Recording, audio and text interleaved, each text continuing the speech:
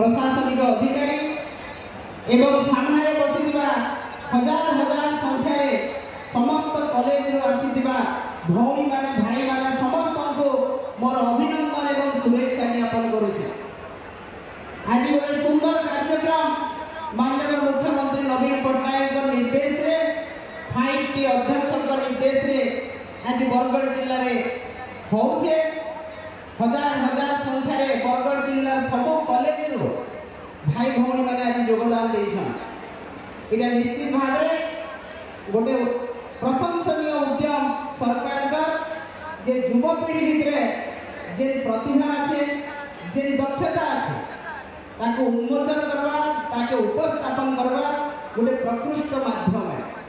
आज नुआ कार्यक्रम माध्यम विगत गोटे मास धरिक प्रत्येक कॉलेज रे sports social service cultural sector रे अनेक कार्यक्रम चली आम छात्र छात्री मैंने भाग लेके प्रतिभा परिचय देछन। कॉलेज स्तर रे कार्यक्रम आज नुआ मनोबल देछि आम छात्र छात्री मानको आम छात्र छात्री मानकर प्रतिभा उन्मोचन करवार सुयोग देछि। तेणु निश्चित भाव में आम समस्ते आम प्रिय मुख्यमंत्री नवीन पट्टनायक महोदय को धन्यवाद और कृतज्ञता जनामा जे से नुआ माध्यम रे छात्र छात्री मानकर संभावना के वृद्धि परिचय एवं तांको तांकर प्रतिभा परिचय देवार सुयोग देछि। आमे जानिछो समस्ते जे शिक्षा ही जीवन रो गोटे प्रथम अंग है। शिक्षा जीवन के सुंदर भाव में गढ़ी तोलसे। जातीय जनक महात्मा गांधी से कही education is all round development of child's body mind and spirit. गोटे छुआर बॉडी माइंड एवं स्पिरिट रो उन्नति होउछे शिक्षार विकास एवं से उन्नति करवार लगी यदि शिक्षा काम देला ताले प्रकृति रे सेरा शिक्षा कहला। तो से शिक्षा अर्थ में से जे हम खाली साक्षर आमे दस्तखत दे पारमा बही पढ़ी पारमा किबा इंग्लिश कहि पारमा हमको शिक्षार प्रकृत मूल्यबोध के बुझवार लगी पड़वा। चरित्र गठन एवं गोटे उत्तम नागरिक हेबा शिक्षार प्रमुख दिग है। एवं आज युवगोष्ठी के माननीय मुख्यमंत्री ओडिशा दायित्व देवार लगी जाउछन। नूतन निर्माण ओडिशा गोटे नवीन ओडिशा भाग देवार लगी चाहछन युवक युवती मानकर कांधरे से प्रतिभा आज देखि पारिछन से दक्षता आज देखि पारिछन जे हमर छात्र छात्री मानकर भितरे सेही संभावना আছে से माने ओडिशा के गोटे नूतन ओडिशा निर्माण में सहायता करि पारबे।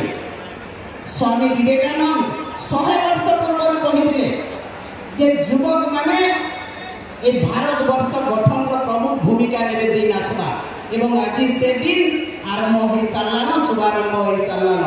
आज ओडिशा के नूतन ओडिशा निर्माण करवार लगी भारत वर्ष के नूतन भारत निर्माण करवार लगी युवगोष्ठी आज अग्रसर हो सारे आगे बढ़ी सारे एवं तांकर भितरे भी अच्छे दक्षता से दक्षता आज ओडिशा के भारत वर्ष 1 नंबर राज्य परिणत करवा एवं भारत वर्ष के पृथ्वी 1 नंबर राष्ट्र रे परिणत करवा।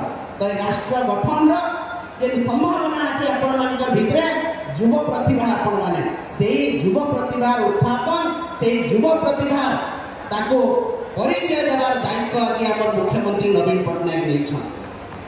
आमे खेल कूद अनेक पार्टिसिपेट करिछु किए हारी छे किए जीती छे किंतु जितबार हारबार इटा गोटे प्रणाली है चलबा किंतु हमको पार्टिसिपेट जे करिछु आमे सेटा होछि बड़ जिंस। किए हारला जितना बड़ कथा नै से जने हारला आउ दिने निश्चित भाव रे जितबा किंतु आमे पार्टिसिपेट करना प्रत्येक कार्य रे चैलेंज रो सामना करना। यदि चैलेंज रो सामना ना करना ताहले अभिज्ञता नहीं बढ़े एवं अभिज्ञता नहीं बढ़ले आमे जीवन के जीवार कला जीवन जीवार कौशल आमे जानि नहीं पारे। सेथि लगी भाई भौणी मानकर आपण मानकर चेष्टा आपण मानकर दृढ़ मनोबल एवं कठिन परिश्रम आज आपण मानकर नूतन जीवन देवार लगी जाउछे एवं से कठिन परिश्रम ही आपण मानकर गोटे उत्तम नागरिक एवं उत्तम व्यक्तित्व भाव समाज में ठिया करबा। आमे जदि थरे आम हारना निश्चित भाव में जितमा किंतु मनटा जदि हारीगला ताहले आउ थरे जितवा सुजोग नहीं आसे से कहा कि मैदान में हारा हुआ इंसान फिर भी जीत सकता है। मैदान में हारा हुआ इंसान फिर भी जीत सकता है, मन से हारा हुआ इंसान कभी नहीं जीत सकता। जो मन से हारा हुआ इंसान कभी नहीं जीत सकता। से लगे मन भितर दृढ़ संकल्प रखवा लगी पड़वा, दृढ़ मनोबल रखवा लगी पड़वा, दृढ़ भाव में कार्यक्रम करवा लगी पड़वा। धैर्य साहस श्रृंखला होचे जीवन रो मूल मंत्र। जदि आम धैर्य सहित काम करमा, जदि श्रृंखलार सहित काम करमा एवं कठोर परिश्रम करमा ताले दुनिया कौन सी जिनस असंभव हुए से आपण माने जानि के रखन। आई कैन डू एवरीथिंग ई कथा मन भितर आसबार अछि युवक मानकर एवं आपण माने दिले भारत वर्षर नेतृत्व नेबे, ओडिसार नेतृत्व नेबे। जहाँ माननीय मुख्यमंत्री स्वप्न देखिछन जे ओडिसार युवक युवती ओडिसा दायित्व नेबे, ओडिसा के भारत वर्ष एक नंबर राज्य में परिणत करबे एवं सेही समय आरंभ हेई सारलानो। आपण मानकर ऊपर जे आशा विश्वास रखिछन हमर प्रिय मुख्यमंत्री नवीन पटनायक से आशा विश्वास ऊपर आपण माने अतुट रखवा लगी पड़बा एवं सेति लगी निजको प्रस्तुत करवा लगी पड़बा। काना प्रस्तुत करबा आमे ओडिसा दायित्व नेबा लगी काना प्रस्तुत करवा लगी पड़बा सेटा के हमें पहला चिंता करबार कथा। एवं आज कार्यक्रम से उद्देश्य होचे आपण मानको जने जने उत्तम चरित्रवान युवक, उत्तम चरित्रवान युवती बनावा कार्यक्रम माननीय मुख्यमंत्री नेइछन। तार आज ए जगानो आपण माने शपथ नै गिर जिवे, प्रतिज्ञा करबे जिवे जे आमे ओडिसा गठन रे सहाय्य करमो। माननीय मुख्यमंत्री संगे सहभागी हेकरी सहयात्री हेकरी तांकर संगे रही नूतन ओडिसा निर्माण करमा, युव ओडिसा नूतन ओडिसा स्वप्न के साकार करमा। आपण मानकर सही दृढ़ मनोबल आज ओडिसा के भारत वर्ष एक नंबर राज्य में परिणत करवा।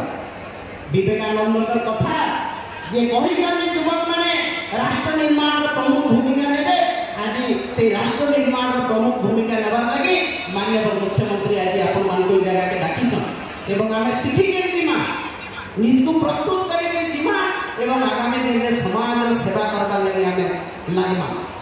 आपण माने जानिथिबे हमर